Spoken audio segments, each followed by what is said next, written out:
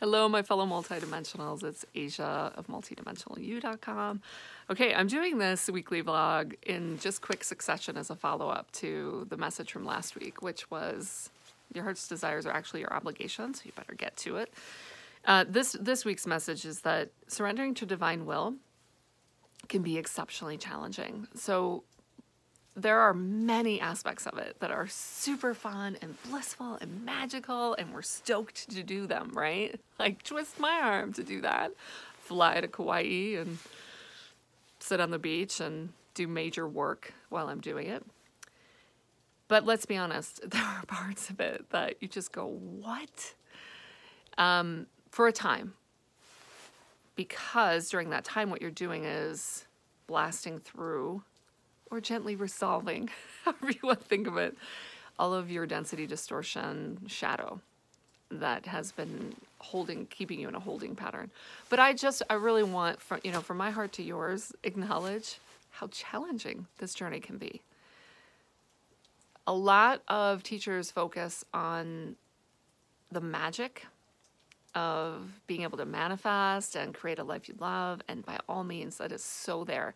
But I just wanted to take a pause today and tell you all to just cut yourself some slack, give yourselves a break, because you are doing massive spiritual warrior work on the planet. And so I would want to share some of what I've learned that helps me during this time. Number one on the list is the company you keep. Epic work requires epic support. And while you may have it in the higher dimensions, that's just not going to be enough. And so please take stock of who's in your innermost circle, who are your champions, who totally trust and support you, believe in you when you can't quite believe in yourself in that moment when you're being asked to, do something that really comes face to face with your limiting beliefs. That's number one. Really be intentional about having an amazing community, and be careful with this one, because what I've seen is you may be asked to just keep going in your work and your up-leveling, in your awakening, and sometimes people are afraid of leaving people behind, being rejected, and so they hang out here. You may outgrow some friends, and it may happen faster than you want it to, and that's what I mean about this being challenging. Okay, so this is where we have to be careful to not get stuck in just wanting to be part of the crowd. We're not. Now, when we link up with each other, especially with each other who has done their shadow work, that's an exceptional place to be. So that's what I'm talking about. All right, number two, not going to be surprising, self-care. I have to talk myself into this daily, because I will just be working on doing work 24/7 otherwise. And I literally do work in my sleep all the time. So I have to remember just to, sometimes they'll tell me, I'm pointing back here because my big Sasquatch man, he's way back in the wilderness back there. He told me one afternoon, he's like, it's Friday afternoon. Why don't you just relax? You don't need to do any more epic work. I was like, oh yeah. So the company you keep, self-care. Oh, what's another one that's really helpful? It's manage your expectations.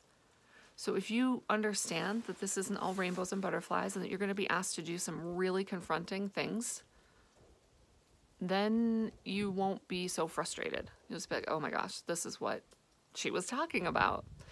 And so I've seen it all. Everything's shifting right now, from people's marriages ending, people's marriages opening up and including other people. Basically all the old conventional everything that has kept people kind of locked in here. What else have I seen? Oh yeah, just sell everything and just relocate, and then we'll give you more information. But frankly, then you're just going to be in the waiting room, and you might not have much information. So you're just going to be living on trust and faith. Now, hopefully you're enjoying yourself during that time, because if you have that kind of breathing period, my friends, take advantage of it, because I do not have a breathing period right now, and it's pretty intense. It's just one thing after another. It could be, so you're selling everything. It could be purchasing something that you think like, there's no way I can afford that. You have to get out of that mindset. I can't afford that is a fixed mindset. What does that even mean? Reality is so malleable and flexible, especially right now, and especially for those of us who are awakened way shower starseeds on the planet. Let's see, what else have I seen that, you know, just manage your expectations about.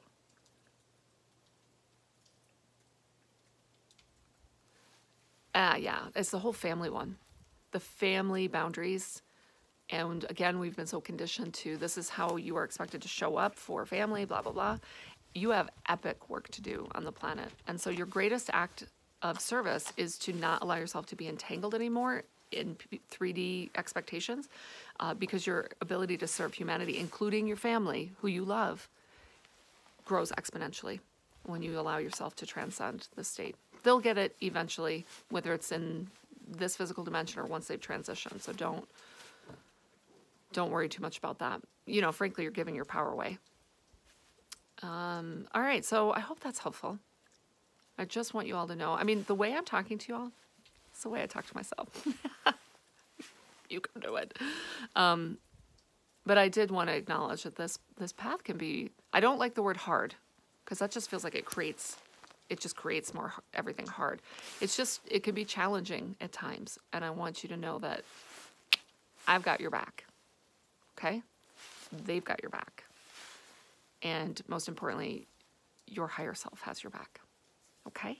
All right. You can do it. We can do it. All right. Love you all.